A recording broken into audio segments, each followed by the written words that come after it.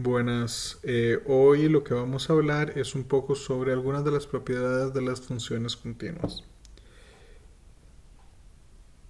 Una de las primeras cosas que vamos a ver es esencialmente una herencia directa de la definición de límite. Vamos a ver que si nosotros tenemos A un conjunto y A minúscula un punto de ese conjunto, entonces si nosotros tenemos f y g funciones definidas de A en R, ambas continuas en un punto A, y tenemos C una constante cualquiera, entonces hay ciertas cosas que se cumplen. La primera es que la función C por F, es decir, la función que multiplica a la función F por una constante, tiene que ser continua en A.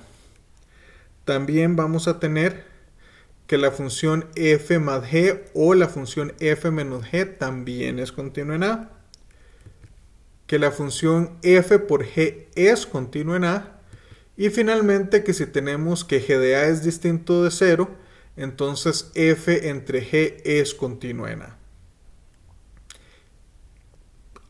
¿Tenemos que demostrar esto? En realidad no, porque acuérdense que esto ya era cierto para los límites.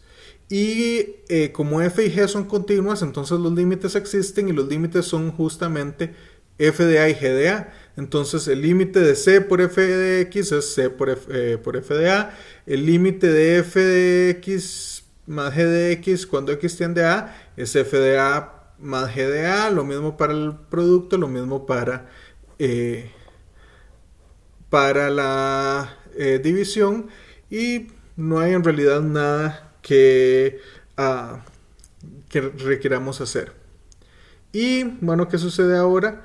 ¿Qué sucede cuando no estamos hablando de continuidad en un punto, sino de continuidad en todo un conjunto?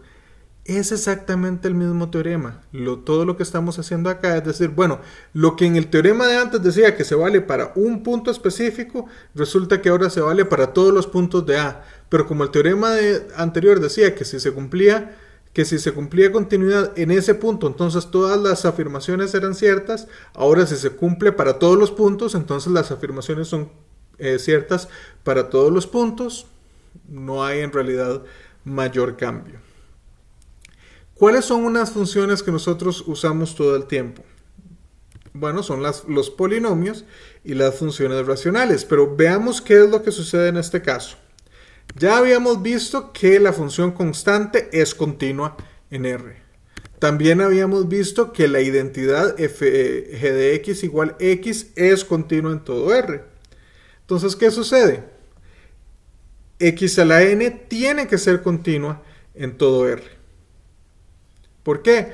Porque f de x a la n es básicamente x a la n menos 1 por x, y pues ahí simplemente es un argumento inductivo. X es continuo, entonces x por x es continua, que es x a la 2. X a la 3 es x por x a la 2, que ambas eran continuas, el producto es continuo, etc. ¿Qué es un polinomio? Bueno, un polinomio es algo de la forma a n x a la n más a n menos 1 x a la n menos 1, así hasta llegar a 1x más a 0. ¿Qué es esto?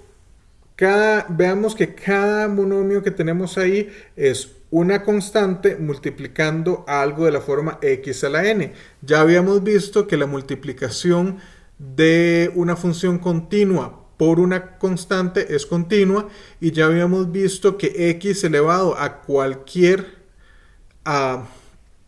potencia entera positiva es continua en todo R, y ya sabíamos que las sumas de funciones continuas son continuas, entonces un polinomio es continuo. Por otro lado, ¿qué otras funciones vemos con frecuencia? Bueno, vemos las funciones racionales, las funciones que son de la forma p de x entre q de x, donde p y q son polinomios. ¿Y qué sucede? Esta función es continua siempre y cuando q de x no sea 0. Es decir, en cualquier punto que no sea un 0 de q de x, esa función racional tiene que ser continua.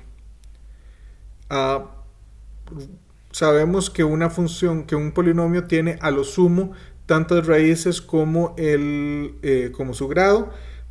Su grado es finito, entonces vamos a tener a lo sumo un número finito de puntos donde eso no va a ser racional.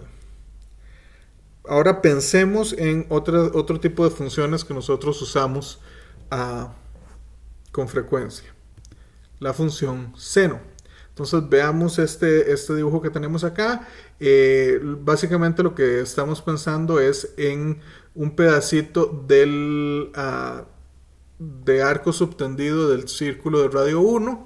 ¿Y qué sucede si nosotros tomamos el punto donde el rayo desde el origen interseca a la circunferencia? Entonces la perpendicular desde ese punto al eje X es justamente seno de X. La perpendicular desde ese punto al eje Y es coseno de X, donde X es el ángulo, pero también X es la medida del arco que tenemos en este caso en rojo. Entonces, ¿qué es lo que podemos ver ahí? Bueno, una de las primeras cosas que podemos ver ahí es que seno de X necesariamente tiene que ser menor que X. Por otro lado, vemos que el coseno de X tiene que ser menor que 1 porque es menor que el radio. O menor o igual. Ahora, ¿qué sucede en este caso? Yo sé que se ve un poco largo, pero veamos. Seno de X menos seno de Y, eso tiene una fórmula que es 2 por el seno de la mitad de la diferencia por el coseno de la mitad de la suma. ¿Y qué tenemos acá? Bueno, la mitad de la diferencia, seno de la mitad de la diferencia en valor absoluto va a ser menor o igual que el valor absoluto de la mitad de la diferencia, porque ya habíamos dicho que seno de X era menor o igual que X.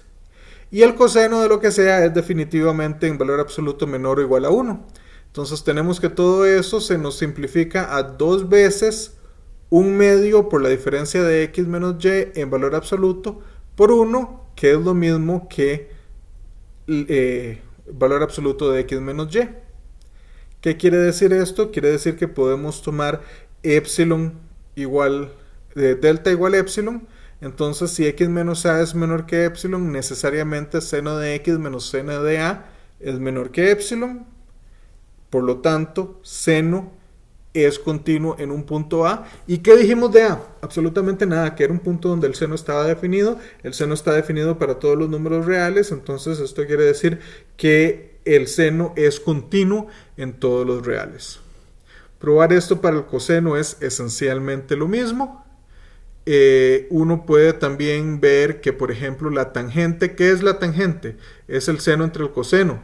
Entonces la tangente va a ser continua en cualquier punto en el que el coseno no sea 0, y el coseno es 0 en aquellos puntos de la forma nπ,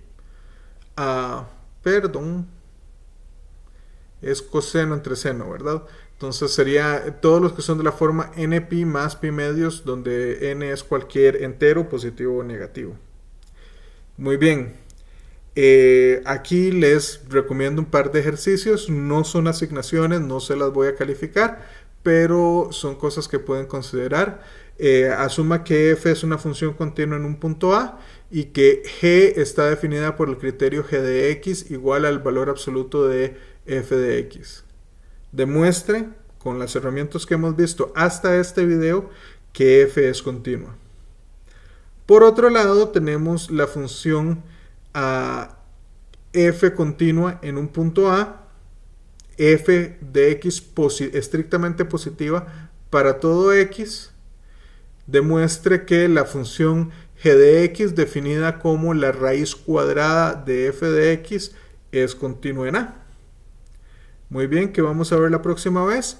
Vamos a ver cómo se relaciona la continuidad con la composición de funciones y vamos a ver un poco qué sucede en el caso anterior. Muy bien, hasta luego.